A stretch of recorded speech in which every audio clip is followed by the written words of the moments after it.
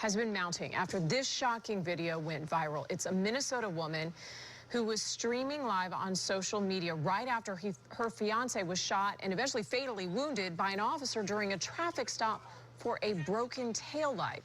Just 48 hours earlier in Baton Rouge, 37-year-old Alton Sterling was shot during a struggle with police outside a convenience store. Now, in the wake of both of these shootings, protesters took to the streets across the country, including here in the Bay Area. Dozens gathered tonight at Fred Atkins Park with signs that read, "We will have justice." They say they want to jail dangerous cops, not just for this week's victims, but for so many in the past. Federal investigators are keeping a close eye on these back-to-back shooting deaths, but some critics complain agencies simply aren't doing enough to train officers to deal with escalating racial tensions. Paul Mueller is live at Tampa Police Department for us tonight. And Paul, first off, you spoke with a local professor who developed a program that teaches law enforcement for encounters just like this.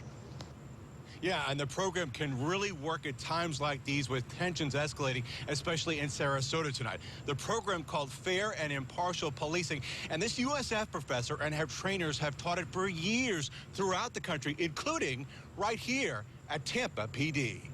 No justice, no peace, no racism. In Sarasota tonight, protesters take to the streets, bringing traffic to a standstill, even sparking confrontation. Their mission to make sure cops know Black Lives Matter, and those killer cops, as they call them, need to be off the streets. I'm tired of this racist environment that they're dwelling in right now. It really sucks. I have a husband, a son, nephew, and grandsons that I'm worried about. Fresh in their minds, the shootings of Philando Castile and Alton Sterling, both black men killed by white police officers. And you know, we have respect for police.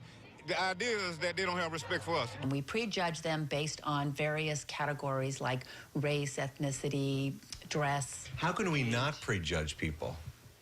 We are always going to prejudge people. Lori Friedel is an associate professor of criminology at USF. She trains law enforcement throughout the U.S. on one of those topics, bias. We've treated all cops as if they're racist, as if they all have explicit biases, and produced a backlash against this issue.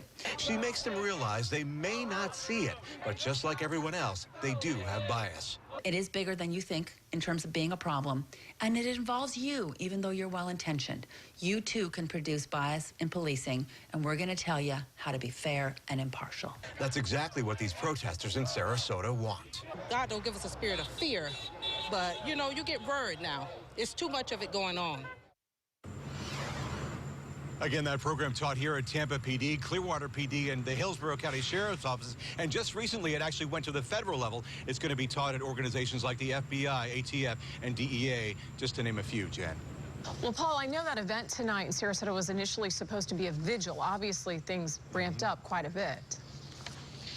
They did indeed, and Sarasota police actually had to be brought in because you saw the video there. You had the protesters blocking that entire road, 6 lanes of traffic, a busy thoroughfare. The good news out of all that, no one injured, no one arrested.